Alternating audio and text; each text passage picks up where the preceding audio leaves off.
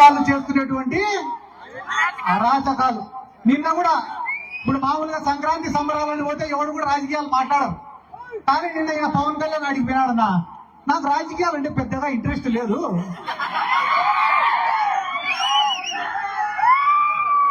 నేను ఫ్లాప్ సినిమాలు తీసినా కూడా నాకు డబ్బులు వస్తాయని రావాలి. ఈడ 2 పాయింట్లు, ఆయన తీసేదే ఫ్లాప్ సినిమాలు. ఫ్లాప్ సినిమాలు తీసినా నాకు డబ్బులు వస్తాయి, నీకు డబ్బులు వస్తాయి, బానే ఉంది. మన ప్రొడ్యూసర్ల పరిస్థితి ఏంది, డిస్ట్రిబ్యూటర్ల పరిస్థితి ఏంది, నీ కోసం గుడ్డలు తీసుకునే నీ అభిమానుల పరిస్థితి ఏంది? అవన్నీ నాకు అనవసరము, నాకు మాత్రం లెక్క వస్తుందంట. నిన్న ఎవడో చెప్పినాడంట, ఏందన్నా నెలకు 20 కోట్లకు 30 కోట్లకు కకృతి పడినావు నువ్వు, అదే నువ్వే ముఖ్యమంత్రి అయితే ఇంకా ఎక్కువ లెక్క వస్తుంది కదన్నా అని చెప్పినాడంట. ఒరే, మనం ముఖ్యమంత్రి అయినామంటే మళ్ళా దానిపైన ప్రత్యేకంగా శ్రద్ధ పెట్టాలరా? మనకు మెంటల్ గా ఫిజికల్ గా స్ట్రెస్. అదే చంద్రబాబు నాయుడు నమ్ముకుంటామనుకో, నెల నెల మన ఇంటికే పంపిస్తాడు కదా లెక్క. వీళ్ళందరి గురించి నేను ఎందుకు చెప్తానా అంటే, వీళ్ళు కూడా జగన్ సార్ గురించి మాట్లాడే మొగలేనారు. వీళ్ళు పొద్దున్న నుంచి రాత్రి వరకు లేకపోతే గాంభీర్యం ప్రదర్శించి రాత్రినే ఇంటికి పోతే అందరూ ఒకరొకరు ఫోన్ లో మాట్లాడుకుంటారు. ఓ పక్క చంద్రబాబు, ఓ పక్క పవన్ కళ్యాణ్, ఓ పక్క లోకేష్. ఒరే, మనం ఇన్ని కేసులు పెడతాం వైసీపీ వాళ్ళ పైన, రేపు ఖచ్చితంగా ఆయన మళ్ళా వస్తాడరా. మనం సింగపూర్ పోవాలా, మలేషియా పోవాలా, జపాన్ పోవాలా అని. మా సార్ అందుకే ముందు జాగ్రత్తగా ఏం చెప్పినాడు, 7 సముద్రాలు అవుతాయి,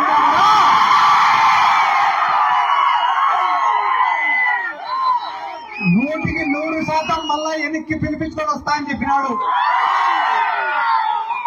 ఈ 18 నెలల్లో వైఎస్ఆర్ కాంగ్రెస్ పార్టీ సాధించిన విజయం ఏమిరా అంటే, 11 సీట్లు వచ్చిన తర్వాత చాలా మంది, ఒరే మనకు అవసరమారా ఈ రాజకీయాలు, ఎట్లా జగన్మోహన్ రెడ్డి అంటే తిరిగితే కేసులు పడతాయేమో అని చెప్పి చాలా మంది భయపడినారు. కానీ 18 నెలల తర్వాత ఈ రోజు గ్రామాలలో పరిస్థితి ఎట్టుందిరా అంటే, ఒరే మనం కూడా 2-3 నెలలు జైలుకు వేసే తప్ప జగన్మోహన్ రెడ్డి దృష్టిలో మనం పడేటట్టుందా. కాబట్టి దేనికైనా సిద్ధం కానీ జగన్మోహన్ రెడ్డిని మళ్ళా ఒకసారి నేను ఇదే వేదిక నుంచి మన నాయకుడు జగన్మోహన్ రెడ్డి గారికి కూడా ఒక రిక్వెస్ట్ చేస్తానా, సార్ మనమేం ప్రతిపక్షాలను తొక్కాల్సిన అవసరం లే, వాళ్ళపైన కేసులు పెట్టాల్సిన అవసరం లే, వాళ్ళని ఇబ్బంది పెట్టాల్సిన అవసరం కూడా లేదు సార్. మీరు ఏం ప్రణాళిక రూపొందించుకుంటారో రూపొందించుకోండి సార్. ఒక 10 సంవత్సరాలు మన గవర్నమెంట్ ఉండేలాగా చూడండి సార్. మీరు చేసే మంచి పనులు చేసుకుంటా 10 సంవత్సరాల అధికారంలో ఉండండి సార్. మీరు అనుకుంటా అంటే ఈ ప్రతిపక్షాలన్నీ కూడా ఫామ్ హౌస్ లకు పరిమితం అవుతాయని చెప్పి ఈ సందర్భంగా నేను తెలియజేసుకుంటూ, నేను మరొకసారి చెప్తానన్నా, చేసిన మంచి ఎప్పటికి కూడా ప్రజలు మర్చిపోరు. మనం చేసే కష్టాన్ని కూడా ప్రజలు ఎప్పుడు కూడా గుర్తు పెట్టుకుంటారు. ఈ రోజు జగన్మోహన్ రెడ్డి గారికి ఆయన చేసిన మంచి శ్రీరామ రక్షని కూడా ఈ సందర్భంగా నేను తెలియజేసుకుంటూ, ఈ రోజు సంక్రాంతికి పట్టణాల నుంచి అందరూ పల్లెలోకి వస్తున్నారు. కానీ పల్లెలలో ఏ రైతు ముఖంలో కూడా సంతోషం లేదు. ఎందుకంటే ఏ పంటకు కూడా రేటు లేదు. ఒకనొక సందర్భంలో మా నందికొట్కూరు నియోజకవర్గంలో మొక్కజొన్న కొనుగోలు కేంద్రాలు పెట్టాడు జగన్ సార్. పెడితే ఐకేపీ సెంటర్ల ద్వారా, సొసైటీల ద్వారా, మార్కెట్ యార్డు ద్వారా కొన్ని 100 లారీలతో మేము కొనుగోలు చేసినాం మొక్కజొన్నని. మాకు అర్ధరాత్రి ఫోన్లు రైతుల దగ్గర నుంచి, అన్నా మా ఊర్లో గొన సంచులు రాలే, మా ఊర్లో పులికోసాలు రాలే, మా ఊరికి లారీలు రాలే, 24 గంటలు మాకు ఇయ్యే ఫోన్లే. ఒక తెలుగుదేశం కూడా వచ్చినాడు, దేనికన్నా మీరు ఇంత ఇబ్బంది పెడతారు, అదే మా గవర్నమెంట్ ఉంటే కదా ఇంత ఇబ్బంది పడాల్సిన అవసరం లే, మేము చాలా నీట్ గా డీల్ చేస్తాం దీన్ని అన్నాడు. ఒరే, ఇన్ని టన్నుల మేము కొంటాం మొక్కజొన్న, మేమే సేఫ్ గా డీల్ చేయలేకుండా నువ్వు ఎట్లా డీల్ చేస్తావురా అంటే, మాకు ఓటేస్తే చెప్తామన్నా మేము అన్నాడు. సరేలేని మా ఊరోళ్ళు నమ్మి టీడీపీ ఓటేసినారు. చూసాం ఎట్టకుంటాడో వీడు మొక్కజొన్న, డీల్ చేస్తా అన్నాడు అని. మొక్కజొన్న పంట చేతికి వచ్చింది. ఏరా ఏమో డీల్ చేస్తా అన్నామంటే, మీ మాదిరిగా మాకు తలనొప్పి పెట్టుకోమరా, అందుకే మేము కొనుగోలు కేంద్రం కూడా పెట్టాము. ఇంకా మమ్మల్ని అడిగేటోడు ఎవడు?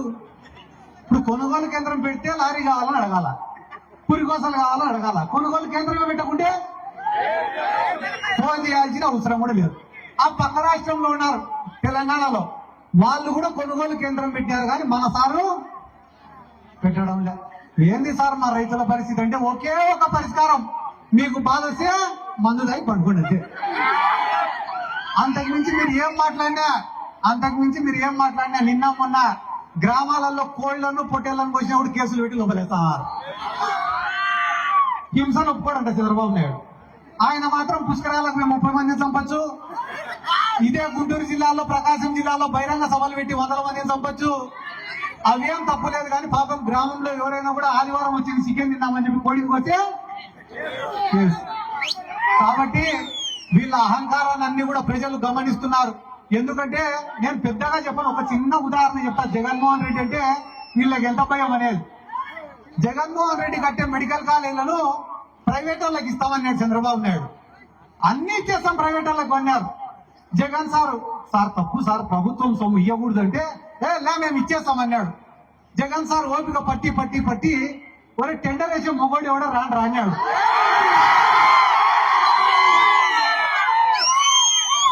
అసలు చంద్రబాబు నాయుడు మానం జాతీయ స్థాయిలో పోయింది. వాటిని ప్రైవేట్ పరం చేయాలని టెండర్ వేస్తే కనీసం ఇంట్లో పనిచేసేటోడు కూడా పోలేక టెండర్ వేసేదానికి. పాపం తలకాయ ఎక్కడ పెట్టుకోవాలో తెలియక మళ్ళా ఈరోజు సంక్రాంతి సంబరాలు ఏంటన్నది ఆవకాయ ఏంటది, అమరావతి ఆవకాయ, లాస్ట్ కు వాళ్ళకి మిగిలేది ఆవకాయ తొక్కే. కాబట్టి ఈ రోజు మా గ్రామాలలో కూడా కొన్ని 100 కోట్లు ఖర్చు పెట్టి జగన్మోహన్ రెడ్డి గారి నాయకత్వంలో అభివృద్ధి పనులు, సంక్షేమ పనులు చేసినాం. అన్ని చేసినా కూడా తెలుగుదేశం వాళ్ళు చేసే తప్పుడు ప్రచారాలను తిప్పి కొట్టలేక 11 సీట్లకు పడిపోయినాం. ఈ రోజు 18 నెలలు కాకముందే ప్రతి గ్రామంలో ఉండే రైతులు గాని, సామాన్యులు గాని, విద్యార్థులు గాని, మహిళలు గాని ఆయన చేసిన మంచిని గమనిస్తున్నారు. అరే సంక్రాంతి వచ్చింది, జగన్మోహన్ రెడ్డి ఉండింటే మనందరి అకౌంట్లలో కూడా డబ్బులు ఉన్నాయి కదరా, ఈ రోజు అందరి అకౌంట్లు కూడా ఖాళీగా పడి ఉన్నాయంటే దానికి కారణం ఈ చంద్రబాబు నాయుడే కదరా అని చెప్పి బాధపడుతున్నారు. కాబట్టి ఇటువంటి తరుణంలో అన్నా చంద్రశేఖర్ అన్న వచ్చి ఫోటోలు దిగిన వాళ్ళందరినీ కోటేసే గెలుస్తా ఉన్నా. మళ్ళా వైఎస్ఆర్ కాంగ్రెస్ పార్టీకి 11 సీట్లు వచ్చినప్పుడే నిన్న 5,000 ఓట్లతో గెలిపించినారు. రానున్న ఎన్నికల్లో రిజల్ట్ ఎట్టుంటది అనేది అనవసరం. వైఎస్ఆర్ కాంగ్రెస్ పార్టీ బీఫామ్ తీసుకునే రోజు నీ గెలుపు డిక్లేర్ అయిపోయినట్టనే. నువ్వు బీఫామ్ తీసుకొని టపాసులు రాసుకుంటూ పోవచ్చు ఇంటికి.